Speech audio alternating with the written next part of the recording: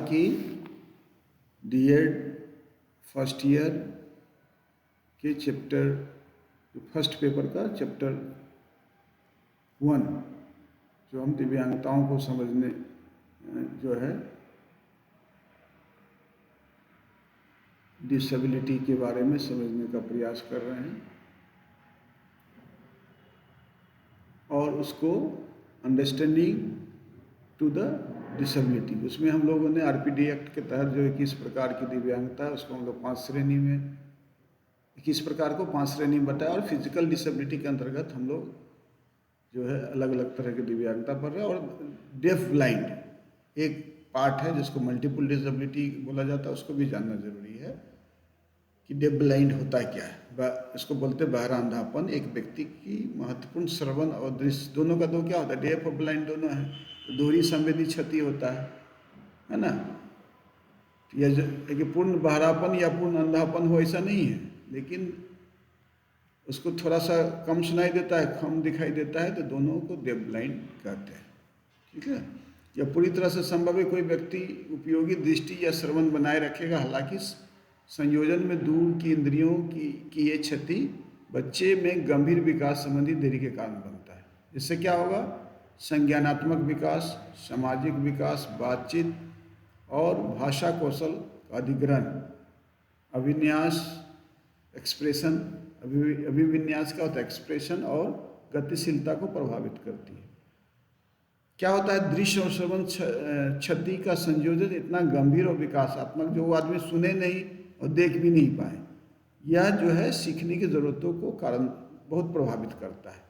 क्योंकि जो डेफ और ब्लाइंड है यह दृष्टि और श्रवण के संवर्ती क्षतियों को परिणाम स्वरूप उनकी अद्वितीय शैक्षिक आवश्यकताओं को संबोधित करने की पूरा सहायता आवश्यकता होगी। जो बधिर और अंध है उसके लिए क्या होगा, उसको विशेष रूप से उसको 1:1 में जो है उसको देख रेख करने की स्पेशल एजुकेशन की ज़रूरत होगी। किसी बधिर नेत्रहीन बच्चे को अंधा और बहरा नहीं समझा जा सकता, ना ही बहरा अंधा भी समझा जा सकता। जनसंख्या में इस विषम समूह को संदर्भित करने के लिए अतीत में विभिन्न शब्दों का उपयोग किया गया। पहले बहरा अंधा या बहरा अंधा शब्द का उपयोग किया, हालांकि इस विश्वास को ध्यान में रखा गया कि ये अलग तरह की जो है दिव्यांगता है, ये मल्टीपल डिसेबिलिटी है और इसमें एक विकासात्मक अवधारणा है जो बहरेपन के कारण होने वाली दिव्यांगता की प्रकृति और सीमा को समझने में मदद करती है। क्योंकि हम जो कुछ सीखते हैं उनका 95% हमारी आँखों और कानों के माध्यम से आता है। ठीक है। तो बहरेपन के कारण बातचीत, गतिशीलता और जानकारी पहुँचने में कठिनाई होती है। तो क्या है, डेफ ब्लाइंड को क्या है, टोटल 4 समूह में बांटा गया है। पहला समूह क्या है, जो जन्मजात बहरे और अंधे होते हैं। ठीक है। जब माँ या अन्य बातों के अलावा गर्भावस्था के दौरान रूबेला जर्मन खसरा के संपर्क में आई हो। दूसरा होता है जो जन्म से बहरे थे और फिर बाद में दृष्टि चली गई। यह अक्सर जो है असर सिंड्रोम के कारण होता है, बहरापन जिसके बाद रेटिनाइटिस पिगमेंटासा, सुरंग दृष्टि के कारण दृष्टि में कमी आती है। और एक होता है जो लोग अंधे पैदा हुए और उसके सुनने की क्षमता चली गई। फिर क्या है, साहसिक बहरापन बुढ़ापे के परिणाम से या जीवन के बाद में दुर्घटना के कारण आता है। तो ये अलग अलग तरह के 4 समूह जो है में आता है। उसका परिभाषा डेफ ब्लाइंड का किस तरह है उसको भी जानना जरूरी है। बधिर अंधता है ना, बहरा वर्ड जो है सही नहीं है, बधिर इसको यूज करना सही रहेगा। बहरा को हम लोग चेंज कर देते हैं बधिर में, ये वर्ड सही नहीं है। हम लोग सॉफ्ट वर्ड का इस्तेमाल कर सकते हैं। देखिए जहाँ जहाँ बधिर है उसको हम लोग रिप्लेस करेंगे बहरा को बधिर में इसको बधिर में करने का प्रयास कर रहे हैं। बधिर, बधिर रिप्लेस, बधिर अंधता, हाँ ये सही है। 15 जगह बहरा वर्ड देखिए सम्मानजनक वर्ड यूज होना चाहिए। हम लोग बधिर अंधता, हाँ बधिरपन, देखिए सब जगह चेंज हो गया।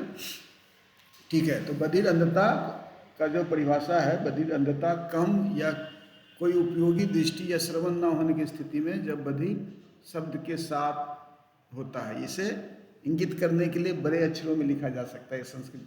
एक संस्कृति है, कुछ लोग डेफ ब्लाइंड वर्तनी पसंद करते हैं। सबसे प्रसिद्ध बधिर अंध व्यक्ति लेखक जानते ही हेलन केलर। हेलन केलर थे जो बधिर और अंध दोनों थी, ये जानना जरूरी है। बड़ा एग्जाम्पल, बेस्ट एग्जाम्पल है। बधिर अंध लोगों का अनुभव उन लोगों से काफ़ी अलग होता है जो सिर्फ अंधे या बहर होते हैं। बहरेपन की संघीय परिभाषा यूएसएस अमेरिका में दिया गया था। सहवर्ती श्रवणी और दृश्य क्षति संयोजन जो इतनी गंभीर बातचीत और अन्य विकासात्मक और शैक्षणिक आवश्यकताएं पैदा करती हैं।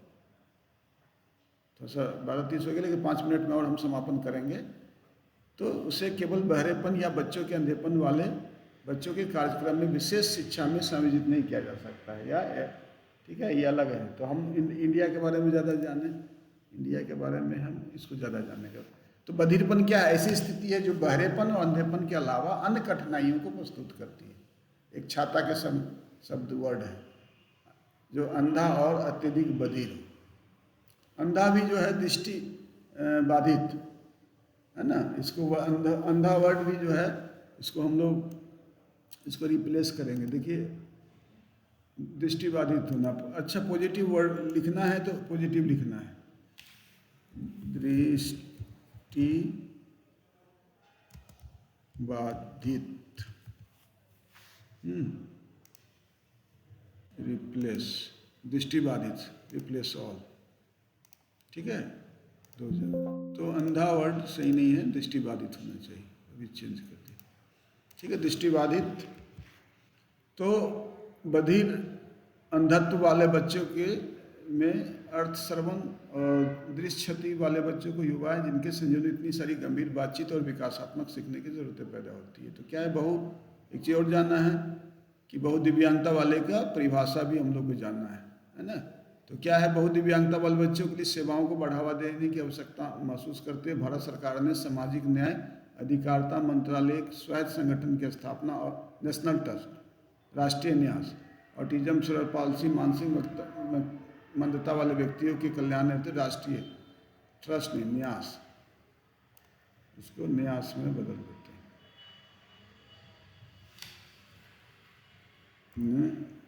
न्यास, राष्ट्रीय न्यास इसको बोला गया, की गई थी दिव्यांगता अधिनियम 1999, जो उसके अधिनियम 44 में मल्टीपल डिजेबिलिटी की बात की गई, जिसको नेशनल ट्रस्ट होता है। बहुत दिव्यांगता की परिभाषा ऐसा दिया गया है कि अलग अलग जगह अलग अलग दिया गया। हम लोग 2016 में जो बधिरता की परिभाषा दी गई है उसके हिसाब से हम लोग को बताना है ना। तो बहुत दिव्यांगता का तर्क 2 या 2 से अधिक दिव्यांगता अक्षम करने वाली स्थितियों को संयोजन, जिससे बच्चे की बातचीत, गतिशीलता और दिन प्रतिदिन कार्यों के प्रदर्शन को प्रभाव पड़ता है। हम कह सकते हैं कि जिस तरह हर बच्चा अलग होता है उसी तरह मल्टीपल एमडी मतलब मल्टीपल डिसेबिलिटी से पीड़ित बच्चे अलग होते हैं। हालांकि कुछ चीज़ इन जो बच्चों को समान है, क्या ये बच्चे सर्वांगीण विकास को प्रभावित करते हैं। दुनिया भर के साथ बातचीत सबसे बुरी तरह प्रभावित हुआ है। पर्यावरण के साथ बातचीत करने का अक्सर बहुत सीमित हो जाते हैं। वातावरण में घूमने की क्षमता प्रतिबंधित हो जाती है। रोज़मर्रा की साधारण गतिविधि जैसे शर्ट पहनना, दरवाज़ा खोलना, नियमित मदद की ज़रूरत होती है, बैठने के लिए कुर्सी ढूंढना वगैरह। तो बहुत दिव्यांगता कुछ उदाहरण है। बधिर, दृष्टिबाधित प्लस श्रवणबाधित, दृष्टि क्षति, श्रवण क्षति, मानसिक मंदता, ये भी हो सकता है। दृष्टि क्षति, मानसिक मंदता, सेरेब्रल पाल्सी, मानसिक मंदता, श्रवण बाधित, इतने तरह के जो समायोजन हो सकते हैं। सबको मल्टीपल डिसेबिलिटी यानी दृष्टिबाधित बधिरदांत बोला जा सकता है। ये भी ऐसा है कि संभावित अनेक दिव्यांगता श्रेणी संयोजन को देखते हुए बहुत दिव्यांगता पदनाम में लक्षणों की एक विशेष श्रृंखला शामिल है। हालांकि दिव्यांग बच्चों के लिए राष्ट्रीय प्रसार केंद्र आमतौर पर NIHCHCY के रूप में जाना जाता है, कई समान विशेषताओं को सूचीबद्ध करता है, जिसमें बाधित भाषा को बातचीत कौशल, गतिशीलता, इसके बाद और रोज़मर्रा की गतिविधि को करने में सहायता की आवश्यकता होती है।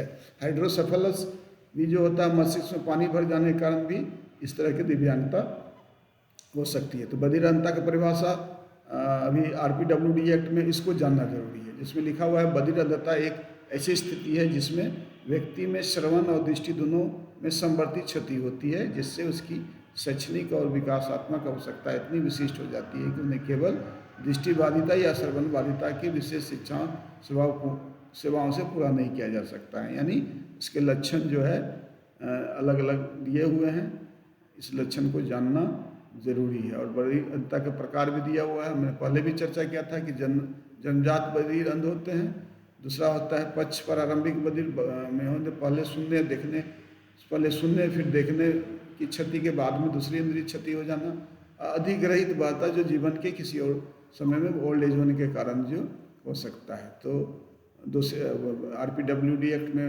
रिमाइंड करते 2 या 2 से अधिक दिव्यांगता को संयोजन से व्यक्ति की शिक्षा, बातचीत, गतिशीलता और जीवन यापन में संयुक्त रूप से प्रभाव पड़ता है। इसी को मल्टीपल डिजेबिलिटी कहा जाता है। तो विधे और बधिर अंध बच्चों के लिए क्या है कि ब्रेल, स्पर्श आधारित संकेत भाषा, श्रवण प्रशिक्षण, सहायक यंत्र, गतिशीलता प्रशिक्षण, मोबिलिटी ओरिएंटेशन ट्रेनिंग, जीवन कौशल प्रशिक्षण, व्यक्तिकृत IEP शिक्षा कार्यक्रम, समावेशी शिक्षा के लिए संसाधन केंद्र। और राष्ट्रीय न्यास के बारे में भी बताया कि जो है दिव्यांग बच्चों के लिए, जो मल्टीपल डिजेबिलिटी बच्चों के लिए काम करते दिव्यांगजन सशक्तिकरण विभाग काम करता है, IEP है, समेकित शिक्षा योजना है, सामुदायिक आधारित पुनर्वास CBR कम्युनिटी बेस्ड रिहेबिलिटेशन। ठीक है, तो इन बच्चों के लिए क्या है कि चुनौती क्या है और उसका समाधान क्या है। संप्रेषण की बाधा है, स्पर्श की आधारित भाषा या श्रवण यंत्र, शिक्षक प्रशिक्षण की कमी, विशेष शिक्षा प्रशिक्षण के कार्यक्रम, सामाजिक भेदभाव हैं, ये अपने से भी लिख सकते हैं। तो हेलन केलर जो है विश्व के सबसे प्रसिद्ध बधिर अंध व्यक्ति थे, जिसको आप एग्जाम्पल दे सकते हैं। तो इसका स्मरणीय पॉइंट है जो ऑलरेडी आपको हम लोग इसको डाल देंगे और बाद में क्या है। तो हम लोग ने इसको पूरा पढ़ा है। अभी आपको क्वेश्चन दे देंगे और इस क्वेश्चन को आपको लिखना है चैप्टर 2 का। अभी हम आपको ग्रुप में डाल देते हैं इस क्वेश्चन को, फिर जो है लॉन्ग टाइप क्वेश्चन का भी आपको देते हैं और आपको खुद करना है। ठीक है, ये आपको खुद का पहला वाला मैंने करके दिया था, अब आपको जो हमने दिया है उसके आधार पर आप कीजिए, और नहीं होगा तो फिर हम आपको बताएंगे।